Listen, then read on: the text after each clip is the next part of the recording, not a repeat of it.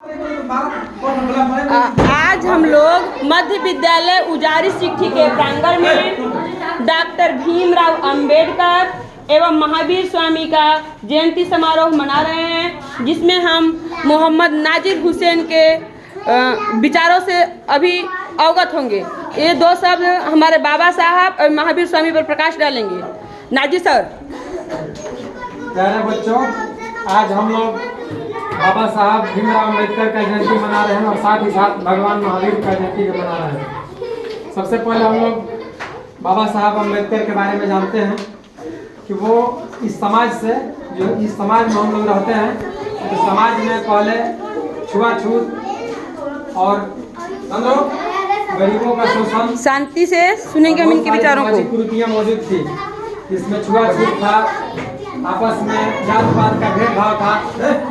सबको मिटाने के लिए इन्होंने गरीबी में भी बहुत संघर्ष करके ज्ञान प्राप्त किया। और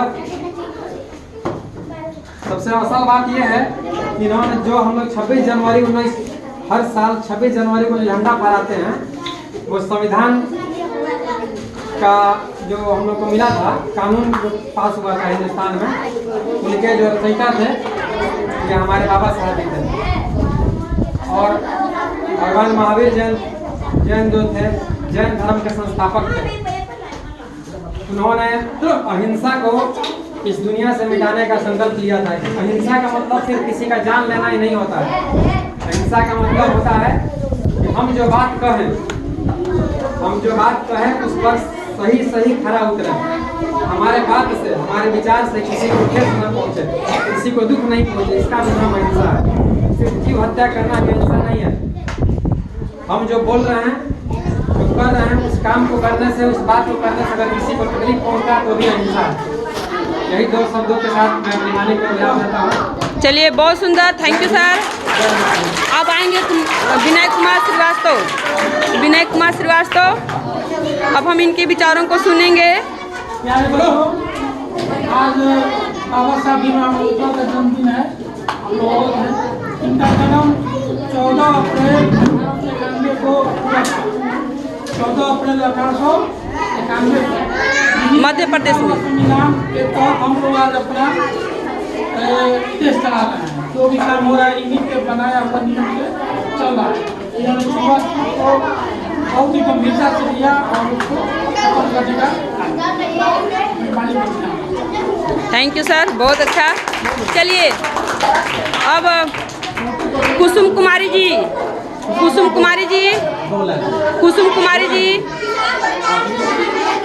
श्रीमती अजरा बानो, नहीं, चलिए, हमारे प्रधानाध्यापक जिनके भाषण से हम लोग अब बहुत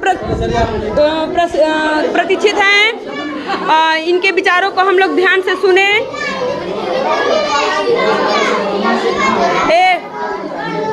हमारे प्रधानाध्यापक अपने आप में एक खास बात रखते हैं प्रशासन को लेकर के। ये नियम के पक्के और कर्मठ व्यक्ति हैं, इसलिए हम लोग इनके बातों को ध्यान पूर्वक सुनेंगे और इनके बातों को अपने जीवन में उतारने का भी काम करेंगे।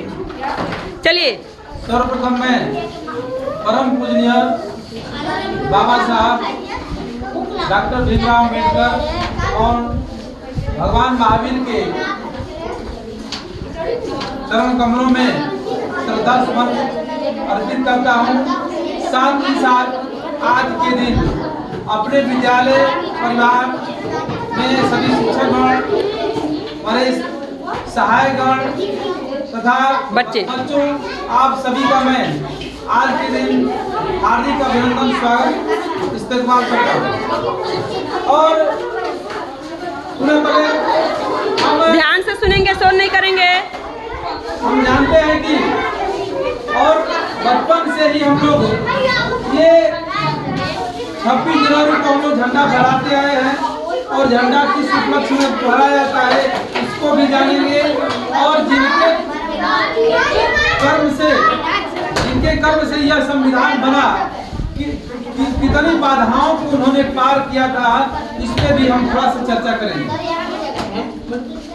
ये जो कहानी उस समय की है जब देश में अंग्रेजों का शासन था और उसी समय भारत में इस महान पुरुष का जन्म 1891 ईस्वी में मऊ प्रांत मध्य प्रदेश के मऊ जिले में हुआ।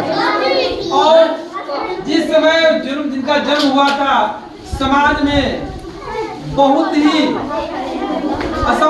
विषमता की स्थिति थी। सब जगह छुआछूत की स्थिति बनी हुई थी।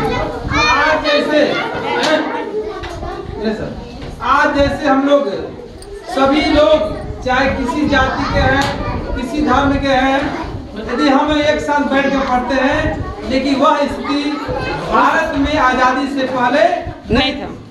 केवल कुछ जाति के लोग ही विद्या अध्ययन करने जाते थे।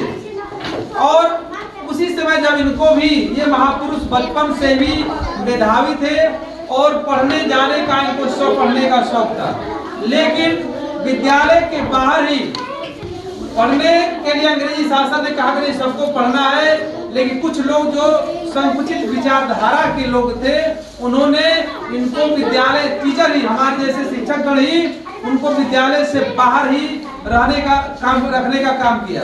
और उन्होंने बाहर रहकर ही विद्यालय जब तक पढ़ते रहे, सब जगह जो है, जब तक जबकि उनको खाने को भी 2 समय नहीं मिलता था, और विद्यालय के बाहर बैठकर इन्होंने उस विद्यालय क्या राज्य में प्रथम स्थान प्राप्त किया था। हाई स्कूल की परीक्षा में अंग्रेजी शासन ने उनको पुरस्कृत भी किया था। लेकिन इस समाज के जो ठेकेदार लोग थे, तो उनका प्रयास था कि ये अध्ययन नहीं कर पाए। लेकिन एक साहू जी महाराज जो थे, एक प्रांत के राजा हुआ करते थे, उन्होंने इनको कुछ सहयोग किया और वे 1907 में बम्बई के कॉलेज से जो है, इन्होंने उस समय जो हाई स्कूल की परीक्षा पास। उसके बाद ग्रेजुएशन इन्होंने 1912 में किया और उसके बाद ये भी ग्रेजुएशन जो उन्होंने बीए का परीक्षा किया, वो भी साहू जी महाराज की छात्रवृत्ति के बदौलत। उसके बाद सबसे बड़ी बात बताते हमको है, वह महापुरुष जिनके पास केवल ज्ञान के अलावा कुछ भी नहीं था, वो विश्व के सबसे बड़े विश्वविद्यालय कोलंबिया विश्वविद्यालय जो अमेरिका में है, उन्होंने वहां से जो है स्नातकोत्तर जो पीजी हम लोग स्नातकोत्तर का जो है में दाखिला लिया और अव्वल नंबर से पास हुए। वहाँ का जो यूनिवर्सिटी था, वहाँ का जो प्रशासन था, उनके ज्ञान से इतना भावुक हुआ कि उन्होंने ज्ञान का प्रतीक, सिंबल ऑफ नॉलेज मानकर वहाँ पर जो एक स्टैचू ही बना दिया है बाबा साहब। तो इस तरह जो है उन्होंने संघर्ष करते हुए और उससे उच्च शिक्षा प्राप्त की। यही नहीं समय से खत्म हो रहा है कि हम लोग अपने पैसे कमाने के लिए, चाहे जीवन यापन के लिए भी कोई धंधा करते हैं, लेकिन आजीवन वो समाज के लिए लड़ते हैं। जब हिंदुस्तान में अंग्रेजों को देश छोड़ने की बात हो रही थी, तब उन्होंने स्थिति यह थी कि संविधान बनाएगा कौन। यह स्थिति जो हो गई थी, बनाएगा कौन। सभी लोगों का, भारत के विद्वानों का, वकीलों का ये से एक संगठन बना जिसको संविधान सभा कहा जाता है। और संविधान सभा के द्वारा ही संविधान रचना की बात की गई और जिसके प्रारूप समिति बनाई गई और जिसके अध्यक्ष डॉक्टर भीमराव अंबेडकर जी थे। और वे इसमें जो भी आपको बता दें, कहा जाता है कि क्यों जनक कहा जाता है, क्योंकि जो लोग इसमें और मेंबर थे, कोई किसी प्रांत, कोई कहीं का राज्यपाल था उस समय के शासन में, कोई साहित्यकार था, कोई कवि था।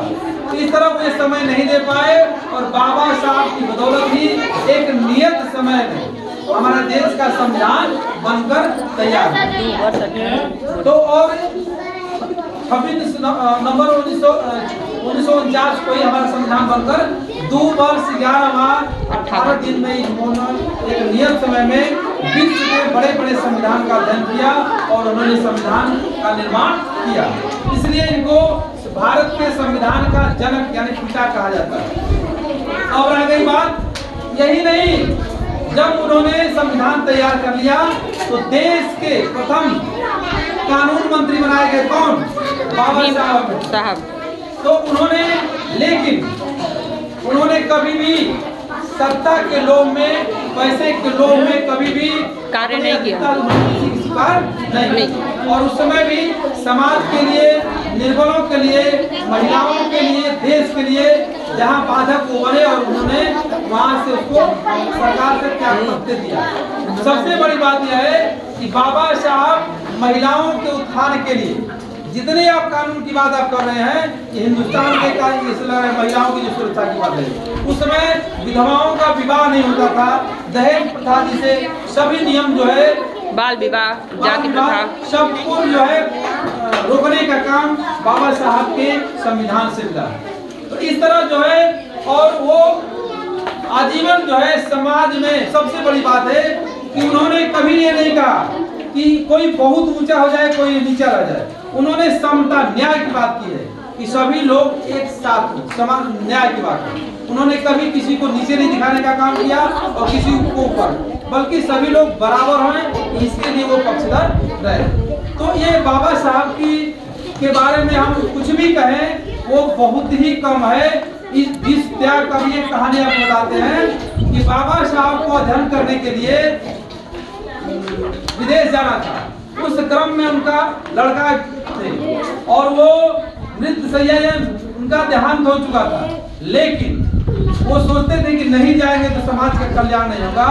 और वहां तक कि उनकी पत्नी रो कर रही थी कि आप जो इनका दाह संस्कार कर दीजिए, लेकिन वो नहीं किए और अपने समाज के लिए पढ़ाई करने के लिए वो चले। तो इस ढंग का त्याग, और मैं आपसे यही हम लोग कहना चाहेंगे कि जिस तरह का त्याग बाबा साहब ने किया समाज के लिए, कुछ तो उसमें से उनसे सीख ले, हम लोग भी समाज के लिए करें।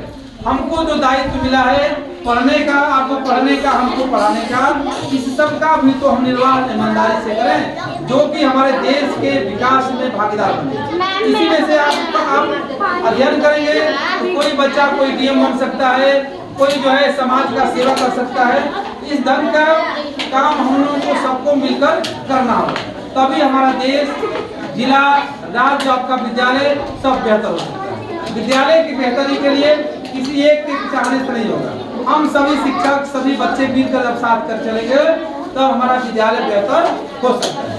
और अब थोड़ा सा हम ये भगवान महावीर के बारे में भी कुछ बताना मैं चाहूँगा कि भगवान महावीर का जन्म जो वर्तमान में वैशाली जिला है, उसके में कुंड ग्राम नामक जगह पर 540 ईस्वी पूर्व में हुआ। और इनके बारे में सुनिए कितने बड़े त्यागी है वो। ये इनके बचपन का नाम सुधोधन था और ये राजा थे, और लेकिन इनको राजपाट और यही बहुत उनका राज उन्नति पर था, और वो कभी भी, लेकिन उनको विलासिता, सुख समृद्धि का जीवन पसंद नहीं है, और उन्होंने घर का त्याग कर दिया और एक साल वृक्ष के नीचे बैठकर 12 वर्ष तपस्या की और उन्होंने ज्ञान की प्राप्ति हुई, और वो उसी समय से कैवलिन कहलाते, और उन्होंने बराबर लोगों की सेवा के लिए लोगों को शिक्षा, अहिंसा की शिक्षा बराबर देते रहे और समाज को एकता लाने का प्रयास करते रहे। और इनका देहावसान 468 ईस्वी पूर्व में हुआ। तो इस तरह हम भगवान महावीर और बाबा साहब के कुछ पहलुओं पर हम लोग चर्चा किए। इस संदर्भ में कुछ मेरे पास है जो सुनाना